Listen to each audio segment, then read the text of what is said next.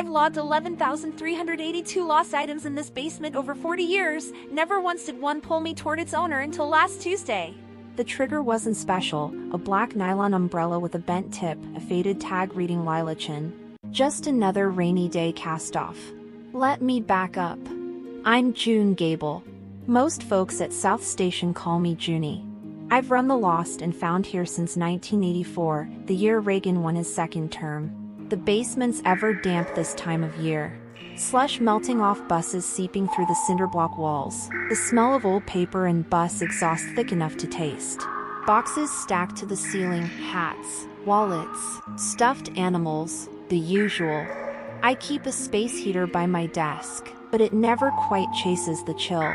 For 40 years, I've been the keeper of stories. Not the big ones, the small, piercing ones that stick to items like lint.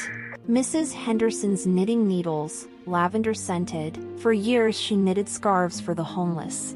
Timmy's action figure, chipped shoulder. He left it running to catch the 66 bus, crying so hard his nose bled. I paper tag everything old school, I know, but a computer can't tell you how an item feels. Until now. Last Tuesday, I grabbed the umbrella to scan the barcode. My hands went cold, not the basement still chill, but the rain cold that soaks through your coat and settles in your bones. I heard wind, or swore I did, and then this weight in my chest, the despair of someone who missed the last bus home, phone dead, no one coming. I dropped the umbrella like it burned, sat back, breathed.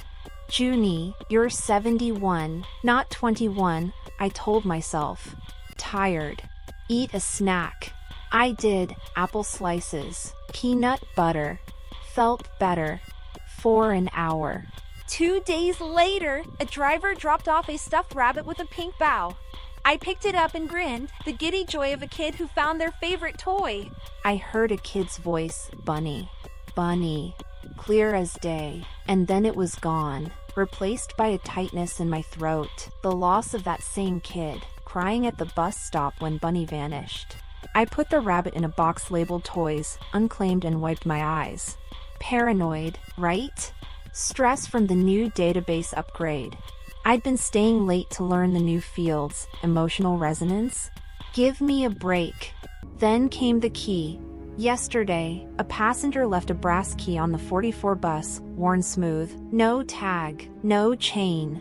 I picked it to log it and my head filled with a door, green paint chipping at the edges, a mail slot shaped like a cat, the number 14B in gold letters. Maple Street, I whispered. I know Maple Street, my niece lives 3 blocks over.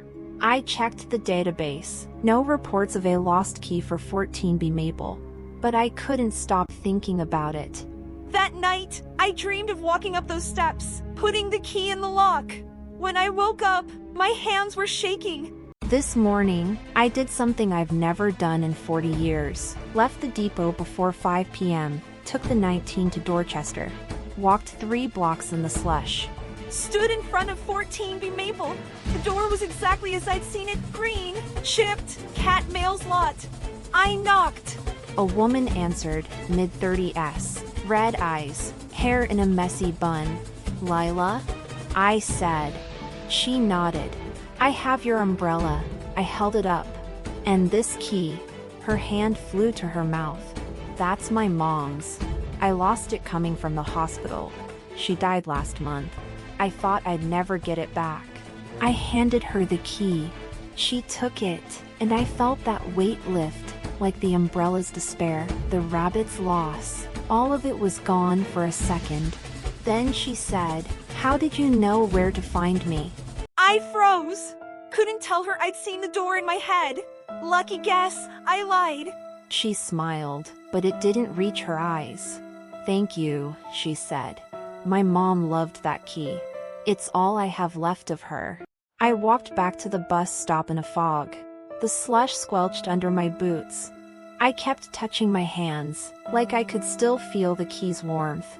Last night, I found a wallet in a box, leather, worn, a faint smell of cigarettes.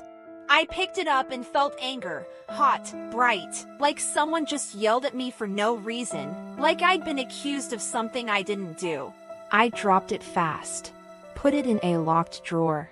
I don't know if I can give that one back. I don't know if I want to. Because what if the anger stays? What if it's not just the item? What if it's me? I sit at my desk now, looking at the boxes. Every item has a story. I used to think I was just keeping them safe.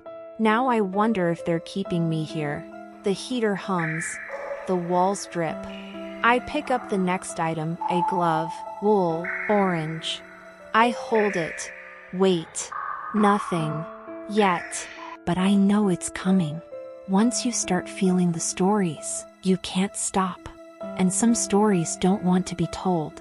They want to be lived. I'm 71. I've seen a lot. But I've never been afraid of the dark until now. Because the dark isn't empty. It's full of other people's pain. And it's starting to feel like my own. My cat, Mabel, sits on my lap. She purrs. I pet her. She doesn't know. No one does. I look at the umbrella tag, Lila Chin. I think of her face when she got the key. Maybe this is a gift. Maybe it's a curse. I don't know. But I know one thing. Tomorrow, I'll be back. I'll log the glove. I'll check the database. I'll wait. Because that's what I do. I keep the stories. Even when they start keeping me.